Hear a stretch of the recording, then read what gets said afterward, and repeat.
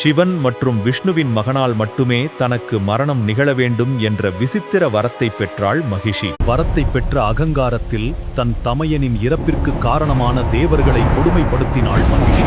சாத்தியமற்ற அந்த வரத்தை முறியடிக்கவே ஹரிக்கும் ஹரனுக்கும் மகனாக கழுத்தில் மணியுடன் மணிகண்டன் அவதரித்தார். தனது அவதார நோக்கமான மகிஷியை அழிக்க பம்பை நதிக்கரைக்கு வந்து சேர்ந்தார் ஐயப்பன். அங்கே நடந்த போர் பிரபஞ்சத்தையே அதிர வைத்தது. இறுதியில் மகிஷியை தூக்கி வீசி அவள் மார்பின் மேல் ஏறி நின்றாடினார் ஐயப்பன். மகிஷி வதம் செய்யப்பட்டவுடன் மகிஷியின் உடலிலிருந்து சாபம் நீங்கி லீலாவதி தேவி வெளிப்பட்டாள். ஐயப்பனின் அழகில் மயங்கி மணக்க வேண்டினாள். ஐயப்பனோ தான் ஒரு நித்திய பிரம்மச்சாரி என்றார். கன்னி சுவாமிகள் வராத ஒரு வருடத்தில் அவளை மணப்பதாக வாக்களித்தார். அதனால் அவர் மாளிகை புறத்தம்மனாக அங்கேயே அமர்ந்தார். இன்றும் கன்னி சுவாமிகளின் வருகையால் அந்த தேவியின் காத்திருப்பு தொடர்கிறது. ஆணவம் அழிந்தால்தான் தெய்வம் கிடைக்கும் என்பதே மகிஷிவதத்தின் தத்துவம். சுவாமியே சரணம்.